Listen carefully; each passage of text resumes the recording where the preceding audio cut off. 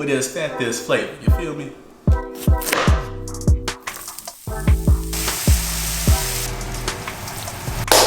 Greetings, salutations, good people. My name is Otis James Bush Jr. This is OJB Cooking. In the Hall of Fame of sandwiches, there's one that deserves its own special room. We talking high quality steak, mad cheese, peppers, onions, all on a toasted hoagie bun. That's right, today we're doing Philly cheesesteaks. It is time. Now, I've never been to Philly, but I have ate mad Philly cheesesteaks in my life, and I plan to utilize that first-hand knowledge to create this sandwich today. So what we gonna need? Got these good old hoagie buns, of course, you feel me? Got a ribeye steak, frozen, so I can slice it up more easily. Got 2 kinds of cheese, provolone and Munster. Got pepper, onion, got some mayo and some Chipotle chili and some lime that I'll make up the good sauce with, you feel me? And that's it, man. We're gonna take all this, hook it on up. Come on with me. All right, good people, welcome back. First thing we're gonna do is go ahead and hook up this sauce, you feel me? We got 1/3 of a cup of mayo. We got 1 tablespoon of Chipotle Peppers. We got some onion powder, some garlic powder. And we got a 1/2 squeeze of a lime going in, you feel me? Just like that. Here you go. And then we gonna throw in a little smoked paprika as well, just for good measure. And just like that. You got a sauce, man. You go sit that in the refrigerator, cover it up, set it to the side, man.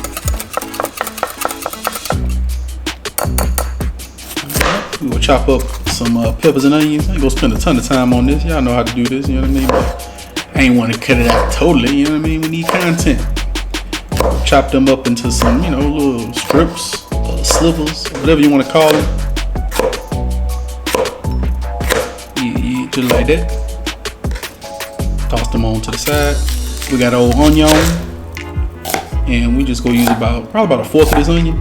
Just like I used about 1/2 of the bell pepper, probably a little more than 1/4 of this onion.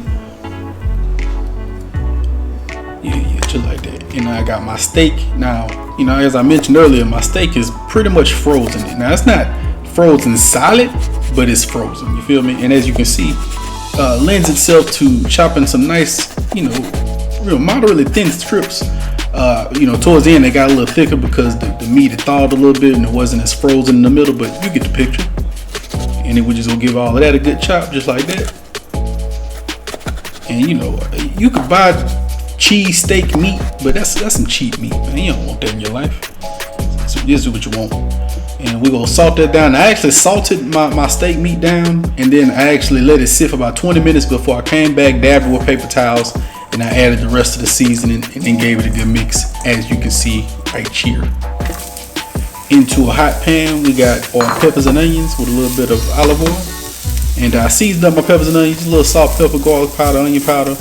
And then, you know, just to make sure, you know, go season at all levels, man. I want all of this to have flavor. And then you just go saute these out. Now, you know, it takes a minute to get your peppers and onions soft to where you want them. So, you know, be patient. This is about a 10-minute process. Of course, I cut all of that out. You know, I don't want to bore y'all or nothing. You got stuff to do, so, you know, just go edit that on out, you know what I mean? But right here, we're about 5 minutes in, you know, about halfway to our desired, you know, consistency. We're just watching it right here, let it simmer down now. Don't simmer down. Come back, give it a little stir. Probably could have cut some of this out, but, you know, since we're here, we'll give it a watch. I mean, go ahead and like, comment, subscribe, you know what I mean? Hit the notifications, tell a friend to tell 2 friends. Y'all know what time it is. Hey, now once our peppers and onions are to the appropriate or close to the appropriate consistency, go throw in our steak.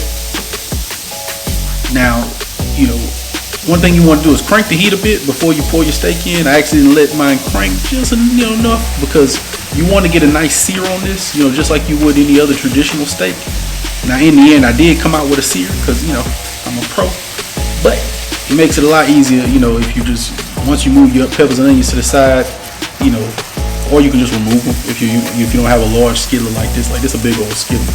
But if you don't have a large skillet, you can just remove them, crank the heat, and then go ahead and sear your steak up nice and right, you know what I'm saying? Overall, I probably cooked the steak, I don't know, maybe 6-7 minutes on a nice, we'll call it an aggressive level of heat, you know, probably medium high, but more towards the high. And then, once we get our steak right, give it a good mix. And I'm gonna remove, a nice portion of this from the pan and just leave enough for me to hook up one amazing Philly cheesesteak. Yeah, just like that. And then I got provolone cheese, on one side, and I got some Munster on the other side, just to give it a good mix. Munster is a great melting cheese, you know what I mean? And then I'm just gonna throw this in the oven, you know what I mean, on broil. Probably did this about 3 to 5 minutes, something like that, just to, just so you can get that going on. I'm gonna give it a good mix with the old spatula, man, and then we about ready to plate this thing on up, people.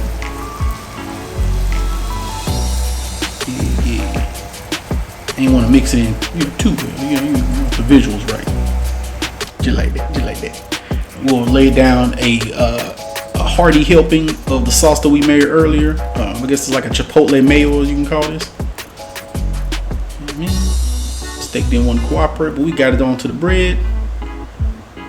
Close that thing up. Yeah. And now we in the game, baby. Yeah. Look how beautiful that is, boy. Yeah.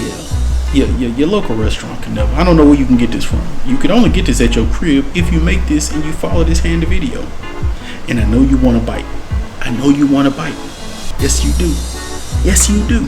And you can get you one. Let's go and make it at the crib. All right, good people. Moment of truth. Time to test it out. See what it do. Oh yeah.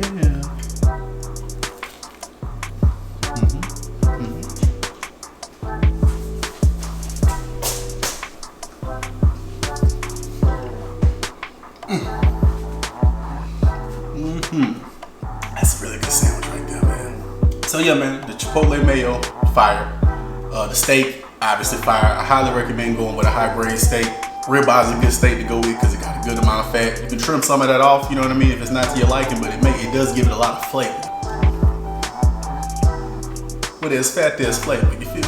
But yeah, man, this is, obviously on point. I'm gonna smash the rest of this sandwich, but we'll do one more bite for the